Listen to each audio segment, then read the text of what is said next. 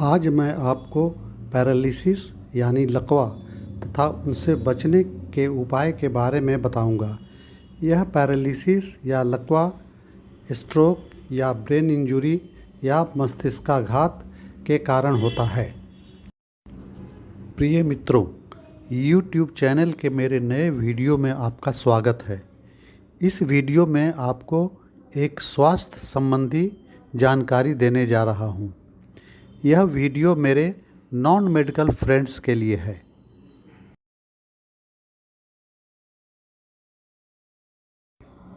मस्तिष्क यानी ब्रेन शरीर का एक प्रमुख एवं अत्यंत कोमल अंग है। हमारे विचार, हमारी भावनाएं, स्मृति तथा शरीर के सभी अंग इसी मस्तिष्क से नियंत्रित होते हैं। इसलिए प्रकृति ने इसे कठोर हड्डी की खोपड़ी के अंदर सुरक्षा के लिए सहेज कर रखा है। मस्तिष्क के अलग अलग भाग होते हैं जिनका अलग अलग कार्य होता है।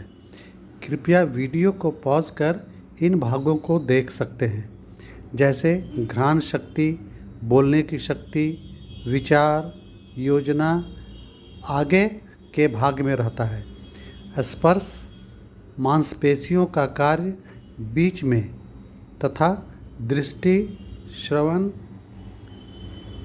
तथा शारीरिक संतुलन पीछे के भाग में स्थित होता है। आप इस वीडियो को रोककर और अधिक जानकारी प्राप्त कर सकते हैं। शरीर के अन्य भागों की तरह मस्तिष्क भी ऑक्सीजन तथा पोषक पदार्थों के लिए रक्त नलिकाओं या धमनियों आर्टरीज पर निर्भर रहती है।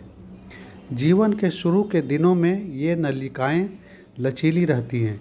जैसे जैसे उम्र बढ़ती है और या रोग होता है, ये अपना लचीलापन खो देती हैं तथा भंगुर फ्रेजाइल हो जाती है तथा उनमें रक्तस्राव ब्लड लीकिंग की संभावना बढ़ जाती है। मस्तिष्काघात या स्ट्रोक में शरीर का वह भाग जो मस्तिष्क के प्रभावित भाग द्वारा नियंत्रित होता है कमज़ोर, निष्क्रिय या मृत हो जाता है और यही कारण है पैरालिसिस होने का। अब प्रश्न यह है कि मस्तिष्क में ऑक्सीजन और पोषक तत्वों की आपूर्ति में बाधा कैसे उत्पन्न होती है। पहला कारण है धमनियों से रक्तस्राव। जैसा कि मैंने पीछे बताया था, जीवन के शुरुआती दिनों में ये रक्तवाहिनी नलिकाएं लचीली होती हैं। जैसे जैसे उम्र बढ़ती है या रोग होता है, जैसे डायबिटीज़, उच्च रक्तचाप, हाई ब्लड प्रेशर, शराब और तंबाकू का सेवन, ये अपना लचीलापन खो देती हैं तथा भंगुर फ्रेजाइल हो जाती हैं तथा उनमें रक्तस्राव ब्लड लीकिंग की संभावनाएं बढ़ जाती हैं। ब्लड लीक होने से दो बातें होती हैं।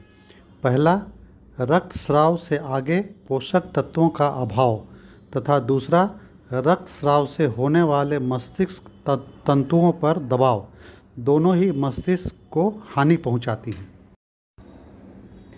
दूसरा कारण है धमनियों आर्टरीज में रक्त का थक्का जमना या कोलेस्ट्रॉल वसा का जमना। धीरे धीरे यह जमावट आर्टरी में रक्त प्रवाह को कम और बंद कर देता है, जिससे आगे पोषक तत्व नहीं जा पाते और मस्तिष्क का वह भाग कमज़ोर या मृत हो जाता है। यह थक्का शरीर के अन्य भाग से भी मस्तिष्क में आ सकता है, जिसे एम्बोलस कहते हैं।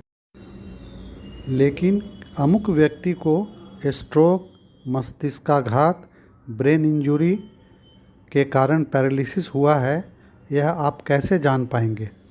अगले स्लाइड पर कुछ बातें लिखी हुई हैं, वह आप उनसे करने को कहें। अगर एक या एक से अधिक निर्देशों का पालन करने में उनको कोई दिक्कत होती है, तब इसका अर्थ है कि वह व्यक्ति मस्तिष्काघात से ग्रसित है। आप उनको मुस्कुराने, दोनों हाथ ऊपर उठाने, कुछ बोलने, चलने आँखों को खोल बंद करने, जीभ बाहर निकालने के लिए आग्रह करें। अगर वे स्ट्रोक या मस्तिष्काघात से ग्रसित हैं, तब उनको इनमें से एक या एक से अधिक निर्देशों के पालन करने में कठिनाई होगी। इसके अलावा देखने, सुनने, सूंघने की शक्ति में कमी आएगी। विचार, याददाश्त, शारीरिक संतुलन तथा निगलना भी बाधित होगा। चक्कर भी आ सकता है। मस्तिष्क की ज़्यादा क्षति होने पर बेहोशी भी हो सकती है। स्ट्रोक या मस्तिष्काघात जिसके कारण पैरालिसिस हो या लकवा हो सकता है, वे हैं बढ़ती आयु, उच्च रक्तचाप, हाई ब्लड प्रेशर, उच्च रक्त वसा, हाई कोलेस्ट्रॉल, डायबिटीज़ या मधुमेह, तंबाकू या टोबैको का सेवन। इसमें खैनी, सिगरेट, बीड़ी, गुटखा, पान, मसाला भी सम्मिलित हैं। शारीरिक क्रियाशीलता का अभाव, फिजिकल इनएक्टिविटी तथा मोटापा, ओबेसिटी। इस खतरनाक रोग से बचने का क्या उपाय है? आइए इसके बारे में हम लोग जानते हैं। बचाव के लिए अपनी रोग प्रतिरोधक क्षमता को योग, व्यायाम, हरी साग सब्जी से बढ़ाएं। उच्च रक्तचाप यानी हाई ब्लड प्रेशर, उच्च रक्त वसा यानी हाई ब्लड लिपिड या कोलेस्ट्रॉल, डायबिटीज़ तथा मोटापा को नियंत्रित रखें। फाइबर वाले भोजन का उपयोग करें। धूम्रपान न करें। आपके धूम्रपान करने से बच्चों तथा परिवार के अन्य सदस्यों के फेफड़ों पर पैसिव प्रभाव डालेगा। शारीरिक क्रियाशीलता को बनाए रखें। फास्ट फूड और जंक फूड का उपयोग न करें। यह व्हिस्परिंग स्ट्रोक क्या है? अगर सीटी स्कैन में ब्रेन में ब्लीडिंग यानी रक्तस्राव नज़र आता है, लेकिन शारीरिक रूप से कोई तकलीफ नहीं है, तो इस स्थिति को व्हिस्परिंग स्ट्रोक कहते हैं। स्ट्रोक या मस्तिष्काघात एक मेडिकल इमरजेंसी होता है। मरीज को तुरंत हॉस्पिटल में भर्ती करवाना चाहिए।